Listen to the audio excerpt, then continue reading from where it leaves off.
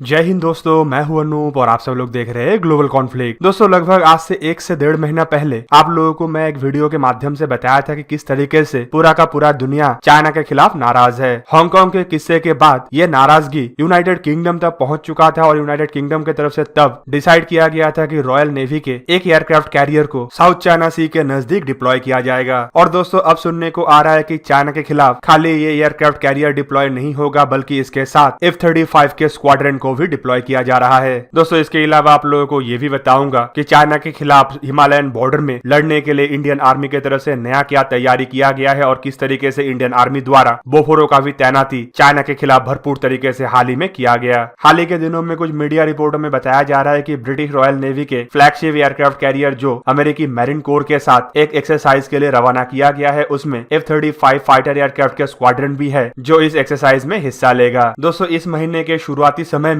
अमेरिकी Marine Corps के वेक island Avenger नामक marine fighter attack squadron VMFA-221 America से यूनाइटेड किंगडम तक उड़ान भर के गया। और दोस्तों, यहाँ पे यूनाइटेड किंगडम के रॉयल एयरफोर्स के साथ मरीन कोर के ये F-35 फाइटर एयरक्राफ्ट एक एक्सरसाइज में हिस्सा लिया। दोस्तों, मरीन कोर का ये दूसरा ऐसा स्क्वाड्रन है जिसमें F-35B फाइटर एयरक्राफ्टों को प्राइमरी फाइटर एयरक्राफ्ट के हिसाब से इस्तेमाल किया जाता है। VMFA-221 स्क्वाड्रन के स्पोक्स पर्सन लेफ्टिनेंट जाकरी वॉर्नर के तरफ से इंटरव्यू देते हुए ये भी बताया गया है कि फाइटर स्क्वाड्रन अमेरिका के एरिजोना में स्थित मरीन फाइटर एयर स्टेशन यूमा से उड़ान भर के यूनाइटेड किंगडम के रॉयल एयरफोर्स के एयर स्टेशन मारम तक पहुंचा और यहां तक पहुंचने के लिए रास्ते में एयरक्राफ्टों को एक बार होल्ड भी करना पड़ा। दोस्तों, रॉयल एयरफोर्स के फाइटर पायलटों के साथ अमेरिकी मेरिन फाइटर पायलटों का जो एक्सरसाइज हुआ, ये रॉयल एयरफोर्स के लिए काफी महत्वपूर्ण भी था, जबकि इसके अलावा रॉयल नेवी के एयरक्राफ्ट कैरियर के ऊपर इस्तेमाल करने के लिए भी F-35 को इस्तेमाल किया जा रहा है, इसीलिए भी ये रॉयल फोर्सेस के लिए महत्वपूर्ण बना। दोस्तों, आपके जानकारी के लिए बता दूं कि यूनाइटेड किंगडम के जो फिलहाल सोलो एयरक्राफ्ट कैरियर है, मतलब क्वीन एलिजाबेथ एयरक्राफ्ट कैरियर, ये एक बड़े आकार के एयरक्राफ्ट कैरियर होने के बावजूद इसमें F-35 जैसे वर्टिकल टेक ऑफ और वर्टिकल लैंडिंग एयरक्राफ्टों के अलावा किसी और एयरक्राफ्टों का इस्तेमाल नहीं किया जा सकता है। इन एयरक्राफ्ट कैरियरों में अमेरिकी एयरक्राफ्ट कैरियर जैसे कैटपुल लॉन्चिंग सिस्टम या फिर एरेस्टिंग गियर नहीं है, जिसके वजह से इसका जो स्की जंप है उसके मदद से F-35 जैसे एडवांस फाइटर एयरक्राफ्ट ही टेक ऑफ कर सकता है, जबकि लैंडिंग के लिए हेलीकॉप्टर जैसे वर्टिकल लैंडिंग करना ही जरूरी है। और दोस्तों, अमेरिकी मरीन की तरफ से रॉयल एयरफोर्स के साथ ये जो एक्सरसाइज किया गया, ये इसीलिए भी था ताकि रॉयल नेवी के 617वां स्क्वाड्रन को तैयार किया जा पाए।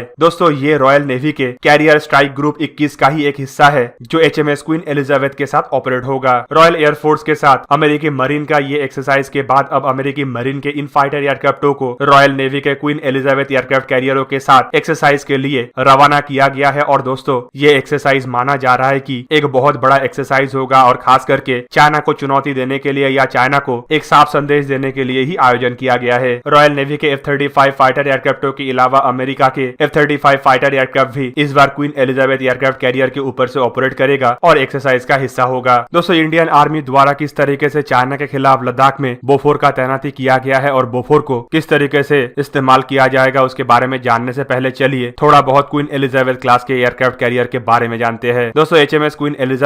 एलिजाबेथ क्लास एयरक्राफ्ट कैरियर का पहला जहाज है, जबकि इसका जो दूसरा जहाज का कंस्ट्रक्शन चल रहा है उसे हम HMS प्रिंस ऑफ वेल्स के नाम से जानते हैं। HMS queen Elizabeth class aircraft carrier का हर एक कैरियर का वजन 65,000 टन है, जो अमेरिकी 1 लाख टन वजन के निमिट्स क्लास एयरक्राफ्ट कैरियर के तुलना में आकार में छोटा, जबकि फ्रांस के 43,000 टन के चार्ल्स डिगॉल एयरक्राफ्ट कैरियर के तुलना में आकार में बड़ा है। ये रॉयल नेवी के इससे पहले वाला एयरक्राफ्ट कैरियर मतलब इनविजिबल क्लास एयरक्राफ्ट कैरियर के तुलना में भी करीबन 20,000 टन अधिक भारी है और लंबाई में भी बड़ा है। इस एयरक्राफ्ट कैरियर के मैक्सिमम स्पीड 25 नॉट है, जबकि 15 नॉट के स्पीड में ये करीबन 10,000 नॉटिकल माइल तक आसानी से ट्रैवल कर सकता है। जहाज को ऑपरेट करने के लिए 700 क्रू का जरूरत पड़ता है, जबकि एयरक्राफ्ट के बेड़े के साथ टोटल क्रू का संख्या होता है करीबन 1600। दोस्तों, इस एयरक्राफ्ट कैरियर को न्यूक्लियर पावर नहीं बनाया गया है, बल्कि ये कन्वेंशनल डीजल इंजन से चलता है और एक हाइब्रिड इलेक्ट्रिक मोटर के द्वारा इसे ऑपरेट किया जाता है। इस एयरक्राफ्ट कैरियर के ऊपर F-35B जैसे वर्टिकल टेक ऑफ एयरक्राफ्टों के अलावा हेलीकॉप्टरों के बेड़े और अमेरिका के बनाया हुआ B-22 जैसे टिल्ट रोटेटर एयरक्राफ्टों का भी इस्तेमाल किया जाता है। दोस्तों, चाइना साउथ चाइना सी के अंदर जिस तरीके से हरकत कर रहा है, उसी तरीके का लगभग हरकत इंडिया से लगे हुए बॉर्डर के नजदीक भी किया जा रहा है। चाइना का जमीन का भूख बीते कुछ महीनों में जिस तरीके से बढ़ा है, उससे भारत भी लगभग इसी तरीके से ही परेशान है और चाइना के हरकतों को काउंटर करने के लिए मई महीने से ही भारत की तरफ से अपने आर्टिलरी और भारी भरकम हथियारों का तैनाती चाइना से लगे हुए बॉर्डर के नजदीक किया जा रहा है। दोस्तों इस तैनाती के बारे में जब आप लोगों को कुछ वीडियो के माध्यम से बताया था, तब आपको मैं ये भी बताया था कि भारत द्वारा अपना शक्तिशाली आर्टिलरी बोफोर का तैनाती भी किया गया है। दोस्तों ये वही आर्टिलरी है जिसका इस्तेमाल कारगिल के समय में इन्हीं लद्दाख के पहाड़ियों में किया गया था और पाकिस्तान को धूल चटाया गया था। और इन बोफोर को फिर से एक बार आजमाने के लिए जब बॉर्डर के नजदीक तैनात किया गया तो सुनने को अब ये भी आ रहा है कि बोफोर गनों को 24 घंटा और 365 दिन ऑपरेट रखने के लिए इसके साथ साथ बोफोर गनों को मेंटेन करने वाले क्रू मेंबर और इंडियन आर्मी के इंजीनियरिंग क्रू को भी तैनात किया गया है। दोस्तों जब भी कोई हाई ऑल्टीट्यूड रीजन में या नॉर्मली कहीं पे भी इस तरीके का आर्टिलरियों का तैनाती किया जाता है तो इसमें ऑपरेशनल समय में कभी कभी खराबी आता है या मेंटेनेंस का जरूरत पड़ता है। और अगर 24 घंटा इन गनों को ऑपरेशनल रखना है तो गनों के साथ साथ मेंटेनेंस क्रू का भी तैनाती जरूरी है। भारत द्वारा जब गनों के साथ साथ मेंटेनेंस क्रू और इंजीनियरिंग क्रू को तैनात किया गया है तो इसका मतलब ये है कि भारत अपना तैयारी को इतना मजबूत किया है कि चाइना का